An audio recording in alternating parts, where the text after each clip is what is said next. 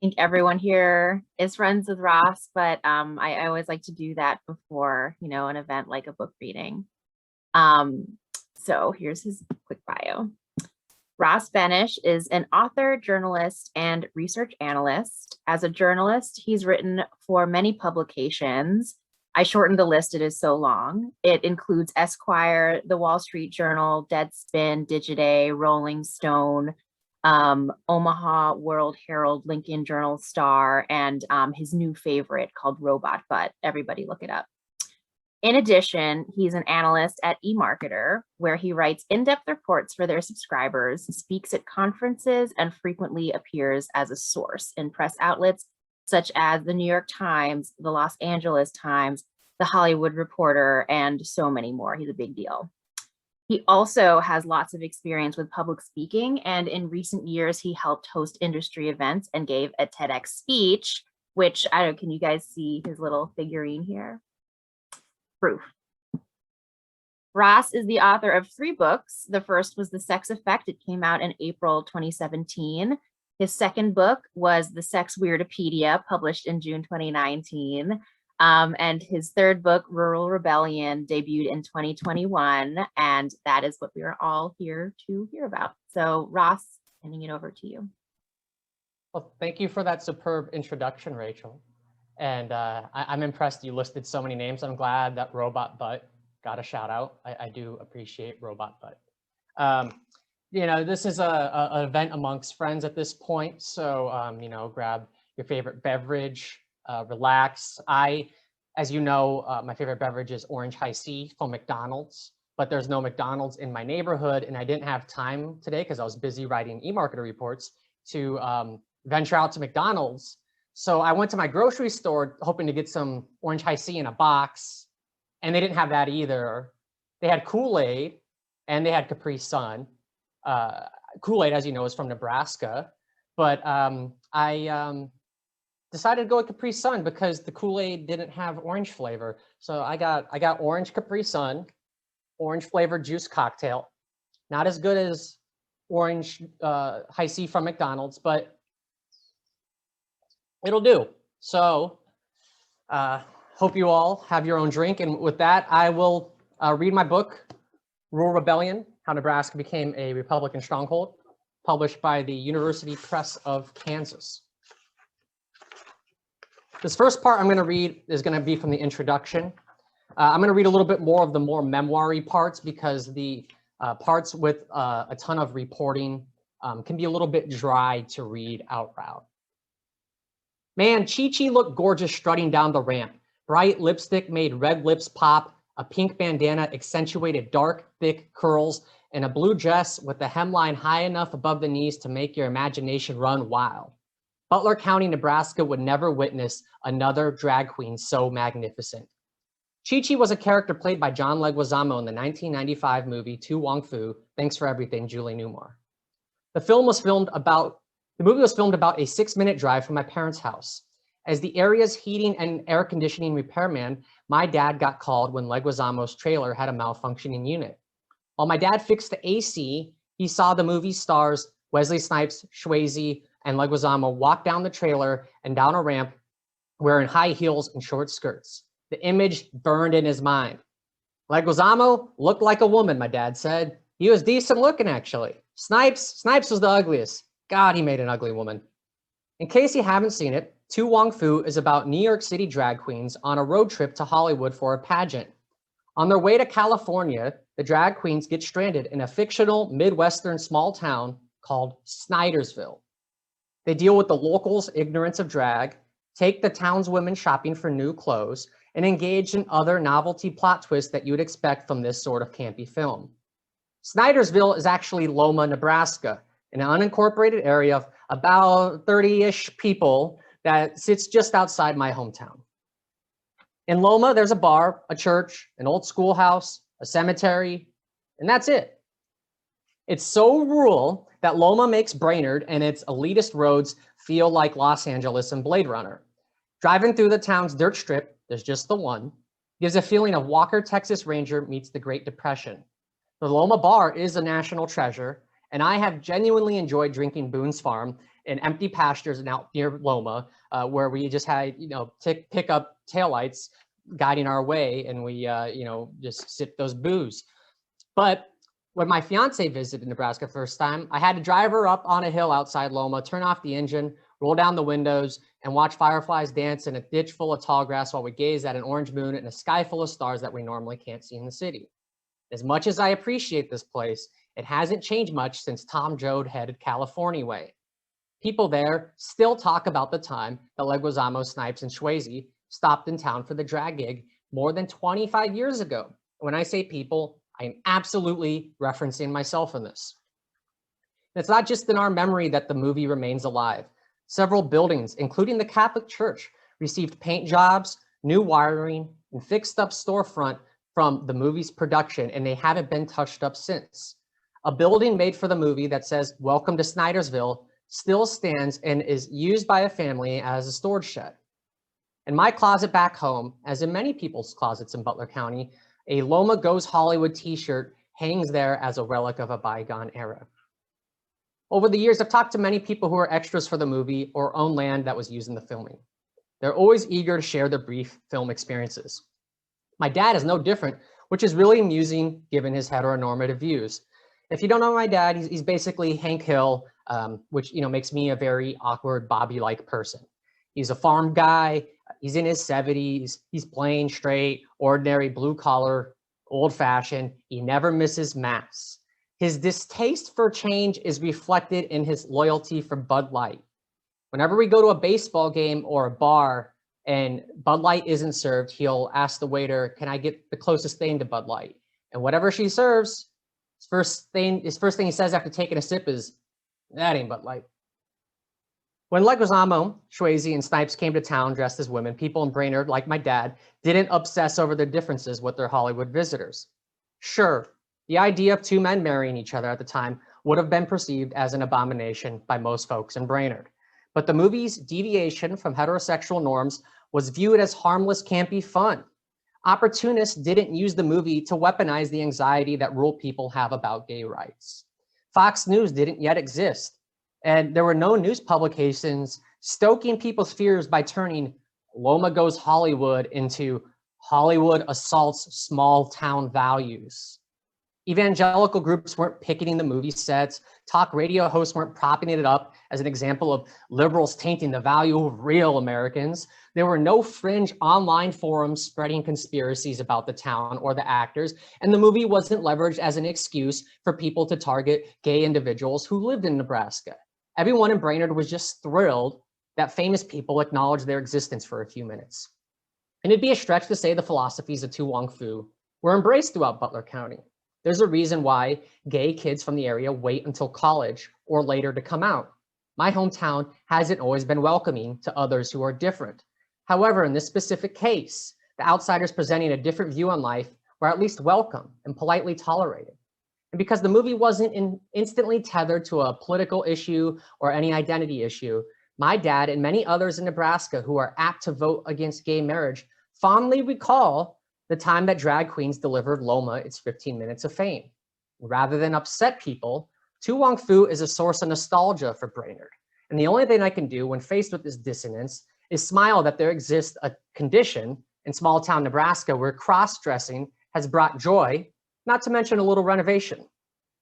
Now, if a movie like this were filmed in Loma nowadays, the experience would be different. Pundits and political groups would turn to the internet and cable television to weaponize the situation. Operatives from Washington, D.C. would pour their attention onto Brainerd to turn the filming into a controversy so that they could rally support by aggravating people's most basic emotions. With everyday life interactions increasingly turning into culture war proxy battles, someone from Brainerd would go viral. And those who caused the sensation would be gone and have moved their attention elsewhere by the time the aftermath set in. Luckily for Brainerd, they didn't have to deal with this shit back in 1995.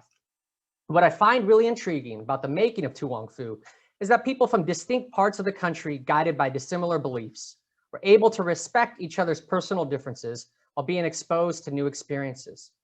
We the people, and that equally applies to those who live on farmstead and those who live in cities and everyone in between, should strive for this type of openness and understanding when it comes to our politics.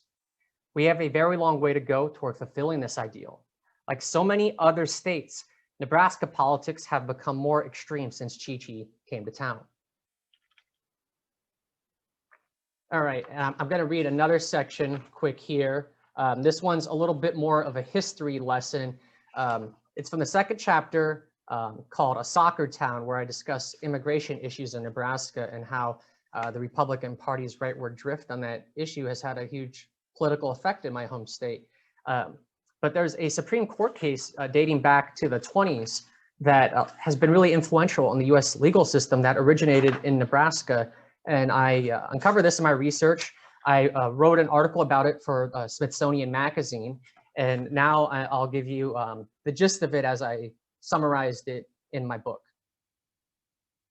100 years ago, a Nebraska court case changed US law forever. It came as a reaction to the super patriotism that erupted around World War I. At the time, state officials did everything they could to stop perceived foreign influence. German books were burned. People suspected of disloyalty were forced to kiss the American flag. A 30-minute drive from where I grew up, the village of Germantown was renamed Garland in honor of Raymond Garland, the first Nebraska soldier to die during World War I. University professors were interrogated, and in a few cases forced to resign over their loyalty to their country. Historian Bruce Nickel wrote, "While fighting to make the world safe for democracy, Nebraskans nearly lost it at home." Shortly after the US entered World War I, Nebraska's legislature repealed a law that required schools to offer foreign language classes if more than 50 students requested them. Eliminating the law was a victory for the governor, who denounced it as being vicious, undemocratic, and un-American. A separate measure that required all children in the state to attend public schools failed by a single vote. The legislature succeeded in passing an act that prevented foreign languages from being taught to students who hadn't passed the 8th grade. Those who violated the law and taught a foreign language to youngsters could receive 30 days in jail. One legislature at the time said, if these people are Americans, let them speak our language. If they don't know it, let them learn it. If they don't like it, let them move. When an official in Campbell, Nebraska, asked the state attorney general if an ordinance forbidding the speaking of foreign languages in the village streets would be legally valid, the attorney general replied that an ordinance would not be valid, but he assured the local official that, and this is quoting him, prudence and public policy will, no doubt, in the future, prompt those of foreign birth to desist as far as possible in the use of their native language. In response to the crackdown on foreign language instruction, the famous Nebraska writer Willa Cather stated that no Nebraska child now growing up will ever have a mastery of a foreign language because your legislature has made it a crime to teach a foreign language to a child in their formative years, the only period when it can really lay a foundation for a thorough understanding of a foreign tongue. At this time, Nebraska's Council of Defense requested that schools stop teaching foreign languages. They were aligned with the state legislature on this issue. They pressured churches to eliminate foreign language from worship services, even in congregations where most of the parishioners were immigrants and they couldn't speak English. One county in the northeast part of Nebraska ordered a priest to stop using foreign language in mass with the exception of Latin. And a Lutheran minister was rebuked by the council for giving a speech in German at a soldier's funeral. At the Zion Lutheran Church out near Hampton, Nebraska, vandals blew out the windows with a shotgun and destroyed the school's German books in protest of German language being taught at the school. This conflict came to a head when Zion instructor Robert Meyer was charged for violating the prohibition against teaching foreign languages. Meyer fought the charge in court.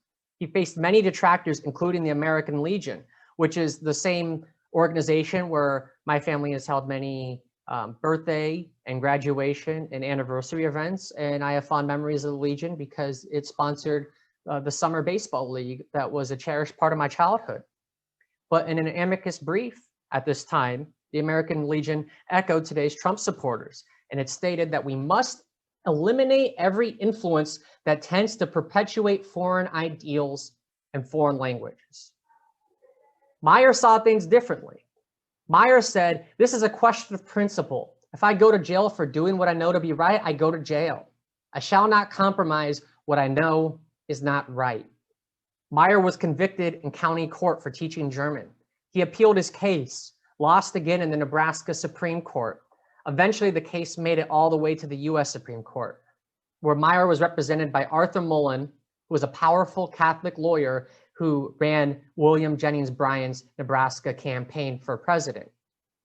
Mullen feared that anti-Catholic nativist groups would be encouraged if restrictions against foreign language instruction became permanent. In a 7-2 decision, the US Supreme Court ruled that Nebraska's law was unconstitutional because it infringed on an individual's right to acquire knowledge and worship freely. The decision in the Meyer case helped create the legal right to privacy, and it was later cited in numerous court cases such as Griswold versus Connecticut, which removed prohibitions around contraception access, and Roe v. Wade, which legalized abortion nationally. The Meyer case is referenced in legal decisions about parental rights, homosexual conduct, and school vouchers.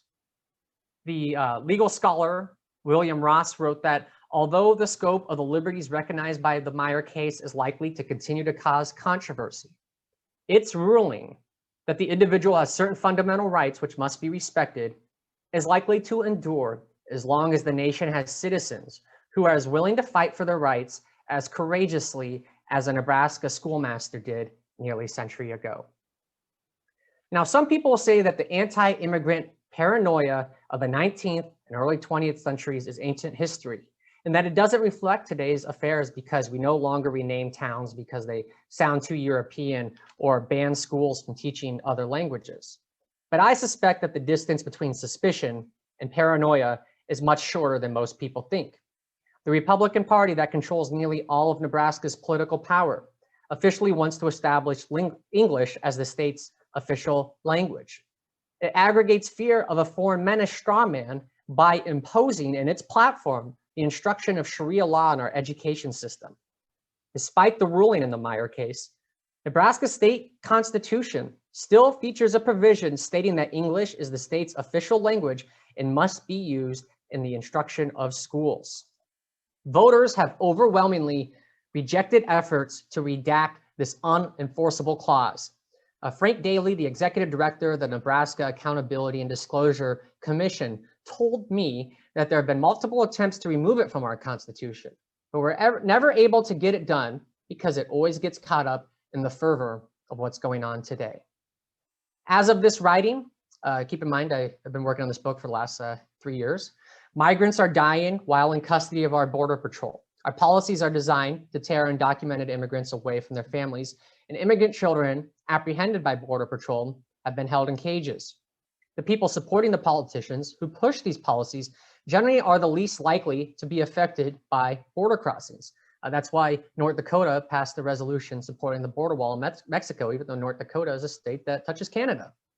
Ensuring border security is a legitimate concern. But if we're not vigilant in supporting basic decency, regardless of which nation a human being happens to come from, we are prone to become controlled by hucksters who thrive in a climate of division by spreading fear in the name of justice. Now, thankfully, in the Cornhusker State, there are people who resist this temptation. After the town of O'Neill, Nebraska had a raid, the priest in that town, Bernie Strawman, directly addressed the immigration issue afflicting his parish. On the 19th Sunday at ordinary time, he began his sermon by acknowledging that following the raid, the town became a community divided between those who rejoined in ICE's actions and those who were horrified by what had transpired. He grieved that mothers and fathers he knew might not ever see their children again. He admonished parishioners for reacting inappropriately with hostile phone messages and social media posts. He then asked the laity in their pews to be compassionate and merciful. Until we understand the hows and whys our current immigration programs are broken, we cannot begin to try to find a solution, Starman wrote. Every day, we deal with the lives of real human beings, not objects. Now, actions like this priest are rare. Despite the Pope's plea for nations to protect the rights of immigrants, the call has largely gone unheeded within the U.S. Church, whose membership increasingly relies on Latin American immigrants. In the Catholic progressive magazine Commonweal, one editorial said that instead of alienating a party that they still want to influence and graceful to it For its opposition to abortion, the U.S. Conference of Catholic Bishops has so far been unwilling to denounce Trump's border policies as emphatically as it denounced Obama's administration's contraception mandate. The latter was treated as an existential threat to the Catholic faith in America, while the former has too often been lamented as if it were just a lapse in judgment, perhaps a little excessive. The circumstances require something much stronger. Now, beyond my grandparents, I don't know much about my ancestors, other than that they were poor Catholic farmers from the Bohemia region of Czechoslovakia. When they settled in the Midwest, they called their new home in Nebraska's southeastern hills the Bohemian Alps. Like Meyer, they practiced their native language, which nativists hated. Because anti-Catholicism was rampant in the United States at the time they arrived, the Slavic people, who I derive from, were scoffed at by the more established Anglo-Protestants, the same way that me and my friends, when we were children, made fun of the Mexican newcomers in Schuyler, Nebraska. One Butler County historian wrote that the early Czechs who settled near the vicinity of Brainerd encountered a great deal of trouble from the non-Czech element that had settled there previously. Fights were common there when the various groups went to town to do their shopping. Had I been born several generations earlier, I'd be the one facing ridicule over my loyalty to the United States. Like today's Muslim immigrants who trudged through obtuse travel bans and the Mexican laborers fighting discriminatory housing ordinances in Nebraska, Eastern European Catholics during Meyer's time were targeted for their otherness. And I never realized this until I had the privilege to devote my time to education and to relocate to a city full of immigrants. Most bohunks in Brainerd, Nebraska do not get those opportunities. And I'm just going to read one other section here from the conclusion before me and Ryan have a conversation. I hope you're still with me and that no one has Zoom bombed us yet on this link. Still good, everyone? All right, I see a few heads nod. Got to get some sweet Capri Sun drink. Not as good as McDonald's Orange High C, but it's hitting the spot. All right. So this is just from one part of the conclusion of the book. When I think about Brainerd, I like to recall all those summer days I spent with my friends while my parents worked. Before I started fixing air conditioners each summer with my dad in 6th grade, I spent most of my summertime however I pleased. My older brother was supposed to keep an eye on me, but he didn't give a damn if I went to the pool all day by myself, or I started a pickup basketball game, or I just played video games with our neighbors. He had his interests, I had mine, and we were allowed basically to go our own way and do whatever we want, just as long as we eventually came home, which is how we liked it. In Brainerd, you didn't need to lock your doors, there was no traffic, and most people felt a sense of comfort from knowing everyone else in town. The unsupervised freedom I experienced as a child is at odds with what I see when I walk my dogs in Brooklyn and I witness parents helicoptering over their children and pets who substitute as children as they shuffle from one activity to the next. I felt so free in the streets of Brainerd that I didn't really realize how isolated we were. I was lucky to have a good group of friends who I played sports and created home movies with, and that kept me busy. There are many others who find small town life to be suffocating. People will get bored. Drinking becomes a way of life. Some feel judged for their otherness and they just can't wait to leave. Accessing mental health services also becomes more difficult in these areas the further you get away from a city, which is a huge problem because the CDC has done research showing that suicide rates are much higher in rural areas than they are in urban areas. When I was roaming Brainerd's wide streets, I didn't recognize that the politically divisive issues were taking hold in rural America. The perception that rural residents have of being separated from the rest of the country has become a source of power for politicians. In small towns where there are a few social clubs and traditionalism is revered, it's common for people to turn to their church for a sense of purpose and community. The church taught me to respect life. It instructed me to live selflessly. It brought the community together. But it also politicized abortion to the point that many voters only care about that one issue. And that led people in Brainerd to vote for pro-life candidates who offer them nothing else beyond moral outrage. When the town that you spend all of your time with is full of white people who have never left it, and it has no immigrants, you begin to view undocumented laborers as law-breaking deviants who worsen our country. In this context, building a wall along the Mexican border doesn't seem so asinine. Like many Midwesterners, I was taught that living modestly and self-reliance were virtues. Because I was always 1 degree away from knowing anyone I had a personal interaction with, I was unfamiliar with anonymity. An appreciation for fiscal constraint combined with distrust of the outside world led me to oppose big government. Politicians have leveraged this sentiment to target public institutions so they can lower taxes for their wealthy backers. Now, since leaving Brainerd, every time I move, I land in an even bigger city. And along the progression from Brainerd to Lincoln to Detroit to eventually New York City, I've come to see things differently. You know, when you see single moms without much community support struggling to keep everything together, and you befriend people who openly support abortion rights, it becomes harder to demonize pro-choicers. I now see gray in areas where I just saw black and white in the past. When you establish personal relationships with immigrants, they become more than distant lawbreakers, and you realize that their humanity is as valid as your own. When you develop chronic illnesses and you find yourself spending an inordinate amount of time and a lot of money navigating various health exchanges, you wish that big government could step in and make things a little easier on your life. Now, my perceptions wouldn't be what they are now if I stayed in my hometown and never moved to these larger cities. Armed with well-financed campaigns and a Democratic Party that likes to get in its own way, Republicans gained power in Nebraska through these emotions. Our state has become so dominated by a single party that our politicians can obey their organization more than their constituents without facing any repercussions. The lack of any legitimate challenge means that elected Republicans don't have to compromise on any of their viewpoints. The loyalty that they have to their party is reflected when they oppose certain issues that get passed anyways by ballot measure, such as Nebraska did with minimum wage and Medicaid expansion. Because the parties have become more nationalized and polarized, many Nebraskans continue to identify with and vote for Republicans. Even they disagree with some of the party's positions, because they say they feel the GOP is a better alternative for them than the Democratic Party, which they perceive as being too far to the left.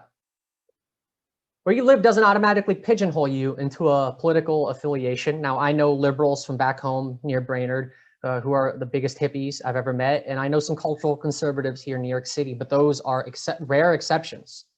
The correlation between where you live and what party you're registered as has only grown stronger, and it's hurting our country. When I watched the Huskers win multiple football titles during the 1990s, Republicans and Democrats had the same level of support in rural communities, according to the Pew Research Center. But since then, Republicans increased their representation in rural counties nationwide by about 10 percentage points as the Democrat share fell. Likewise, Democrats made gains in cities while Republicans' registration there has slipped. Nebraska's Republican governors and senators will lose in the state's largest cities, but they'll still easily win statewide. And that's thanks to rural voters, like those who I grew up with, who overwhelmingly back Republicans, and they turn out at higher rates than their urban counterparts. Population density now predicts partisanship, wrote the Princeton sociologist Paul Starr. Another way of viewing that is that the partisanship afflicting Nebraska is best viewed as a microcosm for our current national crisis. Now, Nebraska, like many states, effectively are operated by a single party, which makes compromises much rarer. And as we've examined throughout this book, during my lifetime, Nebraska's political representatives have taken a single-sided, hard turn to the right. What's happening in Nebraska and in many states throughout the region and even throughout the country will continue after our sitting president is gone. Ballot splitting and moderation have vanished as we become a nation of disaffected voters. But after dividing my time between Brainerd and New York City, I've seen firsthand that people's party registration doesn't determine their self-worth or their ability to care for one another. If we're really going to combat the extreme ways our geography affects politics, we're going to have to put in more effort in interacting with people who live in neighborhoods unlike our own. You know, people in small towns like Brainerd might become less anti-immigrant if they actually got out of town a little bit and went to other parts of the state or other parts of the country and developed a familiarity with how immigrants actually live their lives in those places. And people in the cities who automatically support gun restrictions out of a very sincere desire to reduce gun violence might have a little better appreciation for rural Americans' adulation for the Second Amendment if they had to spend some time on a farm hunting predators who threaten livestock and crops. And these are just a few of the many ways that we can come to know each other's perspectives a little better. But when you become more familiar with someone, it becomes a lot more difficult to demonize them based off their political opinions. The disgraced Republican strategist and Fox News CEO, Roger Ailes, was very successful in helping presidents and congressmen get elected by wedging people against each other. But when Ailes used his fortune to try to influence local politics near his home in New York's Hudson Valley, he couldn't even get a county supervisor elected. And the reason that Ailes succeeded nationally, but failed miserably locally, is that division politics don't work when scaled down because people know their neighbors too well to fall for it. In a country as large as ours, it's obviously impossible to know everybody. But given the misperceptions that Democrats and Republicans and those in cities and those in rural areas have about each other, we can certainly make progress in becoming a little more familiar with those whom we disagree with. We should obviously listen to the stories of people whose lives are shaped by environments that we're unfamiliar with. But becoming more familiar with people whose views differ from ours is just a tiny part of the solution. If we're going to get over this crazy state of partisanship, we're going to need better media habits. Spending less time on social networks couldn't hurt, as we saw earlier today when we got Zoom bombed on Google. And neither could investments in civic education. There are lots of little things that we can do individually to better understand one another, but there's going to be no kumbaya moment anytime soon if we're being realistic. And our polarized state can't just be conquered through a little bit of peace, love, and understanding. What we need structural changes to how our politics function. Well, that's all I plan to read right now. Ryan, you want to get into it here? Hey Ross, how are you doing? I'm doing pretty good. You're drinking your Capri Sun, so yeah. Not as good as if it were a McDonald's High C, but no, not as McDonald's High C. You got to emphasize the McDonald's part, not just. Yeah, that was actually the last question I had, but I'll just ask it first. Why? What does McDonald's put in the High C that makes it specifically that makes it amazing to you? Well, I suspect it's sugar and corn syrup, but what I like to tell myself is it's magic. All right, that probably is exactly what it is. All right, well, so onto your book, Rural Rebellion. So there's sort of this broad view that the social media echo chamber, right-wing media, opportunistic politicians, et cetera, they're responsible for people shifting to the right. And I was wondering, is that the case with Nebraska, or are there specific factors unique to that state that brought it to the right? Well, those things obviously have an influence, but I think a big thing that's brought Nebraska to the right is growing hostility toward anything that's perceived as government or like a new government program, and Republicans just nailing the tail on the donkey there and blaming Democrats for all those issues. Nebraskans, to give you an example, because what I said is kind of esoteric. I'll give you an example of how that happened. Nebraska's Senator Ben Nelson was the final vote for Obamacare. And he made his vote contingent on the federal government funding Medicaid expansion in Nebraska. So that should be a win-win for Nebraska. Like, you're getting the federal government to pay for Medicaid. More people are getting health care. You're not paying for it. Someone else is.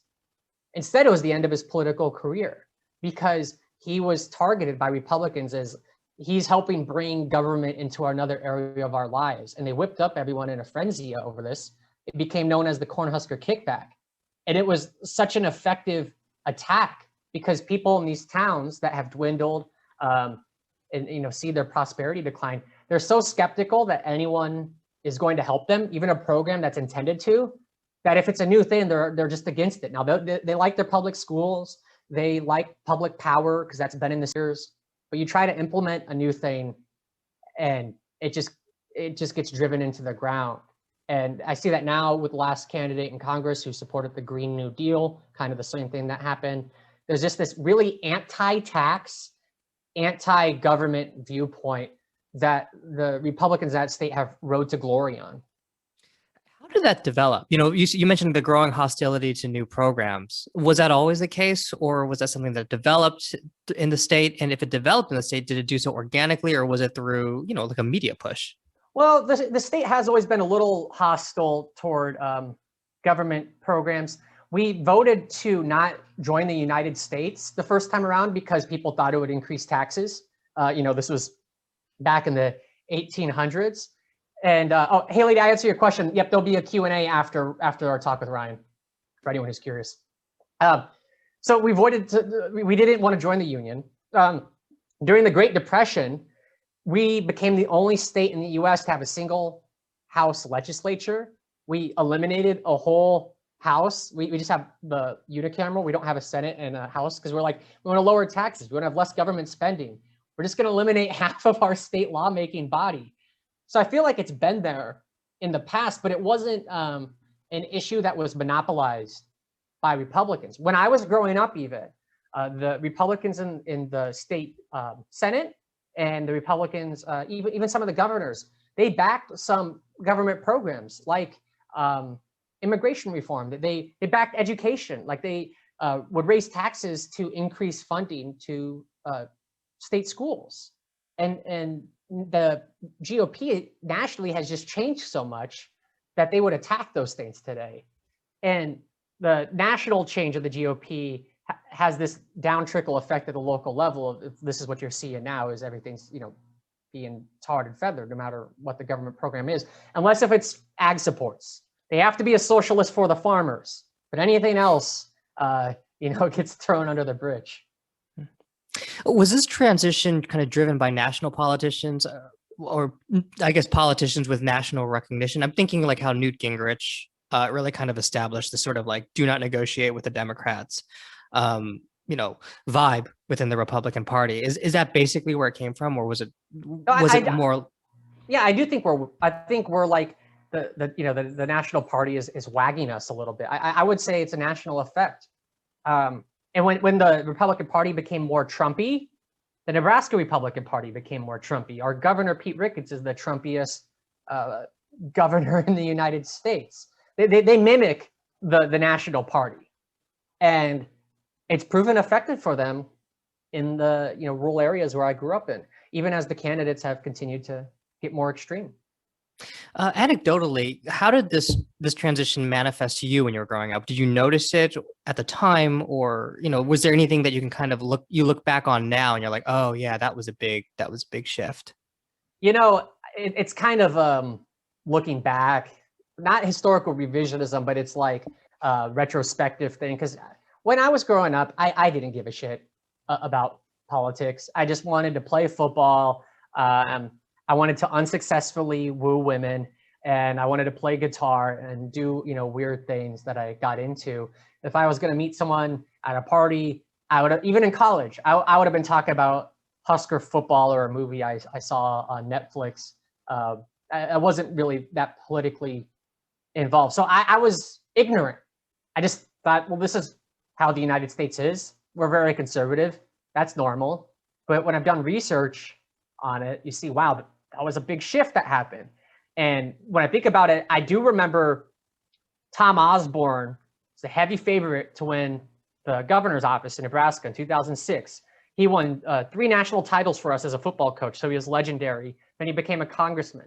So he's just like a legendary figure, had political experience, and he got beat by Dave Heineman because he went to the right of him on immigration. I just was like, wow, Osborne lost. Holy crap, I never saw that coming. We're all surprised. I didn't realize it was because the state was taking a hard right stance on immigration. That was back in 2006. Why immigration? Was there a flood of immigrants into Nebraska that caused this anxiety, or again, they're just picking up the national mood? So around mid 2000s, 2006, you did start to see a lot more immigration in Nebraska. Now everything's relative. Nebraska to this day is nearly 90% white, but you saw between 2000 and 2010, the Hispanic population, viewed by the census, I think it went from like under 5% to nearly 10%. It was about a doubling. And there were all these towns like Schuyler, which I have a chapter on, that expanded their beef packing plants, and they recruited foreign labor because they slashed their union, slashed benefits, all that. So they were capitalizing on that trend, like, oh, these corporations are changing these towns, and people are coming in to work these terrible jobs. It's going to hurt your communities. We got to not let them in. And it just keeps going that way. The National Party was going that way too, but that one, we were going right about the same time as the National Party. It's hard to see which one went first. I feel like it's kind of simultaneous. So statistically, there was more immigration, but not waves like the Republican Party made it out to be. And it's just become a more central focus for those politicians. They never address the economic issue of the people who are mad that the beef packing plant doesn't give them a worth of shit job anymore. They just blame the immigrants. You know what I mean? They don't address, like, why are the jobs so bad there to begin with that the people who already lived in Nebraska didn't want to work at them. That never got addressed. It just displacement onto foreign labor. You mentioned earlier the efficacy of weaponizing anxiety kind of at the state level versus the efficacy of doing so at the local level. Just, how does the tenor in local politics in Nebraska, how is that different from state politics? Well, yeah, it depends a little bit where you go, but state politics is more hopeful. It isn't as dogmatic, I would say. So in Schuyler, give that town as an example, for like 25 years until relatively recently, they had a Republican mayor, and he supported the Dreamers, and he was against the governor on that issue. And it's because, like, he worked with like Latinos at his job, and he was friends with them, and like they were in his community, and they're just like people he lived around. A way different viewpoint, because this is like individuals he knows. He was way more pragmatic about it.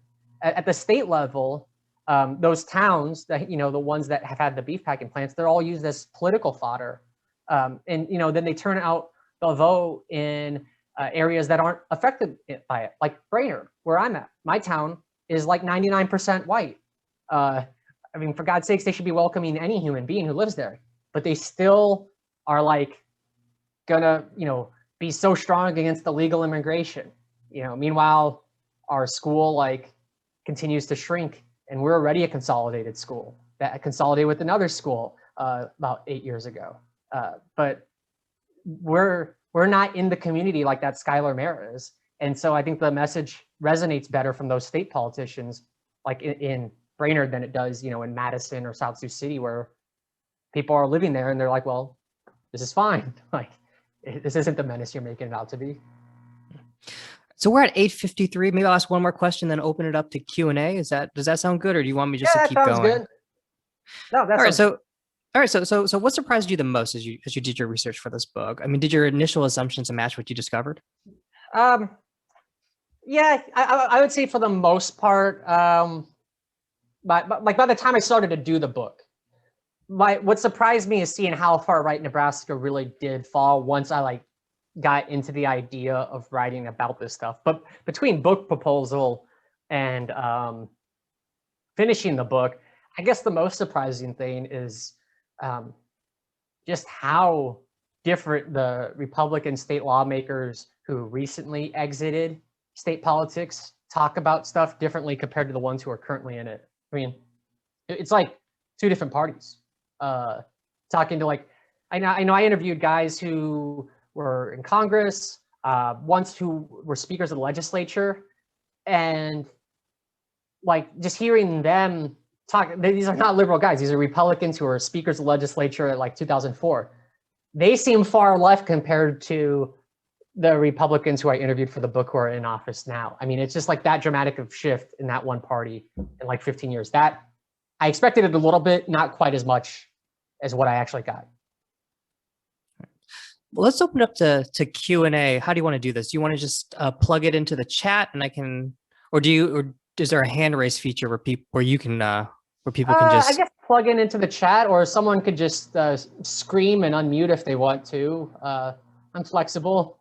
Oh, so James asked something. I guess you could just read James's questions. Yeah, do you want me to read it? I can. Sure, I can read. Why Hey. not? I'll be. Oh, that's James. James, do you want to read it? Why don't you read it? I don't know if I'm qualified, but so a big hangup always seems to be how are you going to pay for it, regardless of state. But given what you found in your research and what you've experienced, if somehow, maybe not an economist, but somebody more relatable, were able to say, we could deliver all this stuff that our society needs, but you don't have to pay more taxes for it, would that stand a chance of overcoming the strong distrust of government as a whole? I wish it would, but I don't think it would in most issues.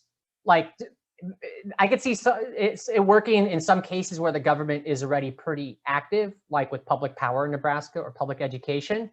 But the reason I don't see it necessarily working is because that's what Ben Nelson tried to do with the Cornhusker kickback, is get the federal government to pay for Medicaid expansion. And they still got all pissed off about it. It was still turned into a whole ordeal. And I think it would still rally the right over that anti-government force. Even if you're like, hey, the people on Venus are paying for this, it's not going to raise your taxes. That party would still go and say, this is anti-government. We don't want it. I don't think, the share of who are independents or who are Democrats in Nebraska would feel that way, but I think the Republicans would. And, over the last 20 years, people who have won the GOP primary have won the general election. So, that kind of determines how the whole state shifts.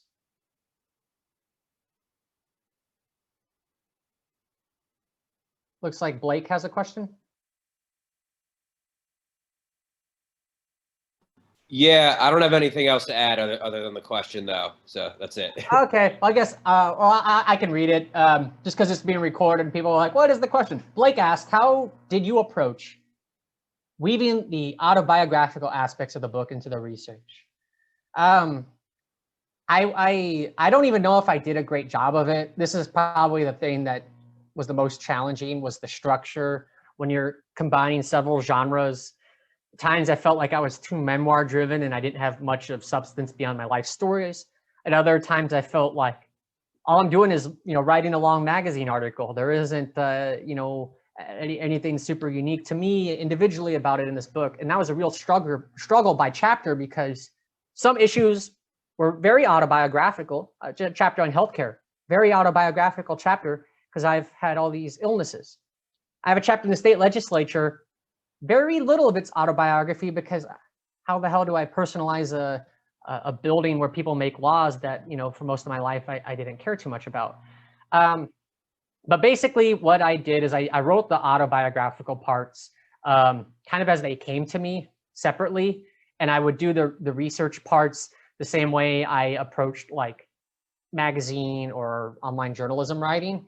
And then I would separate stuff by themes. This is before I had like all the chapters outlined. And I just kind of find like this part goes with this part goes with this part. This is about abortion. This is about immigration. Let's just mesh these together. And I just tried to put section breaks then, so that if a chapter had something that was autobiographical or there's something that was heavily researched, there'd be a section break there to signify you're getting into a new part. But I still struggle on that. And I guess the mix depends on what your audience is and what type of publisher you have. I have an academic publisher, so I have some chapters that are really research heavy. But if, a more breezy company wanted me to make this straight to paperback, I probably would have had more memoir heavy sections and just cut the research parts out that got dense. All right, so, Haley, do you want to read your question, or do you want me to read it?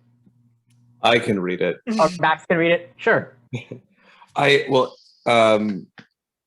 James kind of asked a version, or rather, James asked a version of the question I was going to ask. I feel like inherent in a lot of the stuff that you pointed out in the chapters you read is this idea that one of the things that a lot of, I guess, the Republicans were able to key in on was kind of an erosion of the prospects of people that live in rural areas? Like maybe there aren't a lot of good jobs available. Maybe the services that they do have access to are really not that great, which makes it hard to sort of stand up for them and stick for them.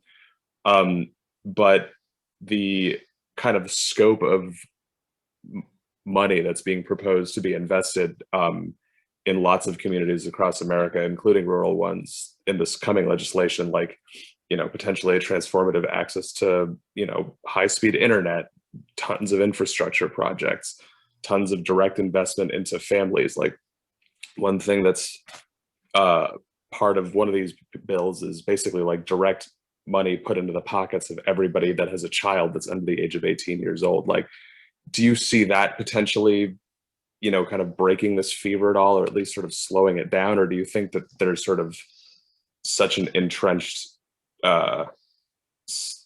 cynicism or, like resistance to it that wouldn't do anything?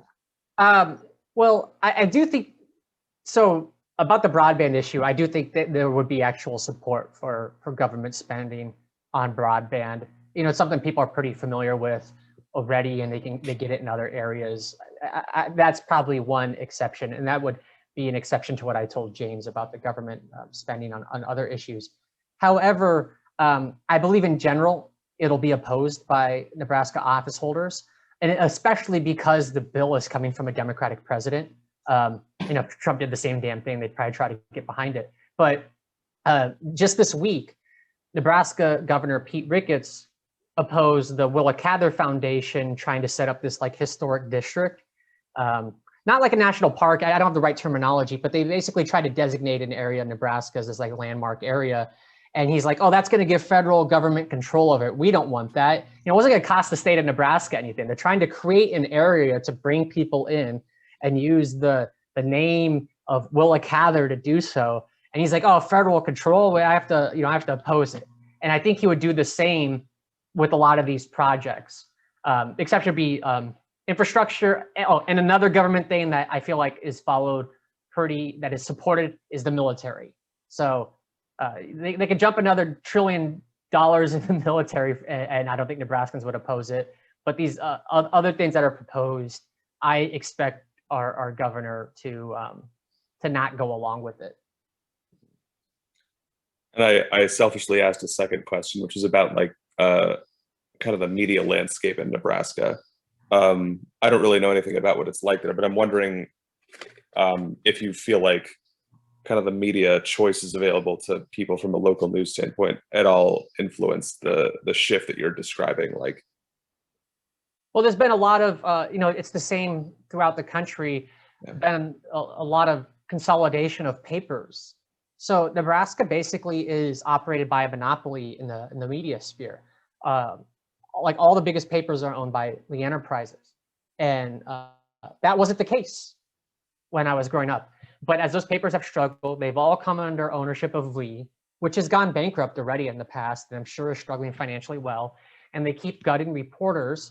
And those papers just don't have as many people there as they used to. They don't have the coverage they used to. And people turn to alternative media sources once that happens. Kind of have a chicken and egg situation, but the newspaper situation there isn't good. It's pretty dire. There are TV stations, but I don't think they're thriving necessarily. There is an online outlet called News Channel Nebraska that was actually started by a Republican former speaker of the state legislature. It does video and digital, and they seem to be doing well. And they do lean to the right, but they're not like a Breitbart or anything. I mean, they're pretty reasonable about stuff, and they present a lot of stuff fair. That organization is doing well, but the state as a whole, you see more publications shutter than you do ones that open up, and it just leads people to rely more on whatever they find on the internet, and that's not good for anyone. I mean, I think that just leads to more misinformation, and it's happening everywhere. But the Lee Enterprise thing is really tragic. Just seeing what's happened to like the World Herald and the Journal Star over the last 15 years.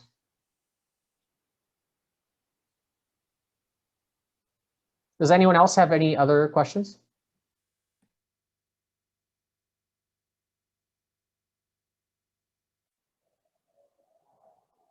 When is the book out in paperback? The book will be out in paperback, I believe, like next January-ish. They tend to wait about a year. So it came out this January, hardcover. And so I would expect paperback at that time. And then the price of the ebook would drop too once that happens. I got a quick one for you, Ross. The politicians, the right-wing politicians you interviewed, did you get a sense that they actually believed their right-wing views, or were they just, were they just espousing them because it was politically expedient and necessary for them to do so? You kind of get a mixture. You have some that are true zealots. It's kind of like Fox News. I think Roger Ailes was a true zealot in the stuff that he would say and do. I mean, seeing how he would spend his spare time. I definitely have interviewed some Nebraska politicians who are that way because they may have come from an activist angle before that. So, this is something they bleed. But there's definitely others who are more like Rupert Murdoch and are just like opportunistic and are like, hey, I could, get attention and power through this. Why don't I just ride this train? I think one of those is our governor. When he ran for U.S. Senate the first time, he had much different stances on several issues, especially on immigration, than he did when he ran and won for governor. And I don't think he suddenly in an 8-year period went from being pragmatic to being hostile to immigration. Personally, I think he saw that as a winning issue in the GOP primary. And then he got Trumpy, after Trump rose. Did that just magically coincide with his personal beliefs, or did he see that as an opportunistic thing to do to ride a wave that was cresting at the time? So that's kind of a weak answer because I'm not giving you one way or the other, but I definitely have interviewed people who fall into each category. You kind of notice too which job they take after they leave office. Zane. Zane, you want me to read your question? Or I'll sure, read it, Ross. all right, yeah, sure. So I had a quick question. Just wondering, has anyone in your hometown read your book? And if so, have they expressed their views or opinions to you? Well, my mom read half of the first chapter, I know, and she told me that I'm surprised you talked about us so much. And then she said, wow, I didn't think the church was as political as you made it out to be. And then she said, I'm playing the organ this Sunday at church. And then she told me a bunch of other things about my classmates who I haven't seen in 10 years. Otherwise, though, I've had a lot of people say they've gotten the book and they've shown me it, but they haven't. I've only one person comes to mind two people come to mind right now who have told me they had specific opinions about the book, and they're pretty favorable opinions. But I think that sample size is low because Nebraskans are really polite, and those who read the book and are like, God, Ross is a left winger what happened to him? They're just not going to tell me anything. Rather than being rude, they're just like, you know what? I'm just not going to say anything to Ross. So I'm only hearing positive messaging from a few people who I probably more closely align with on issues.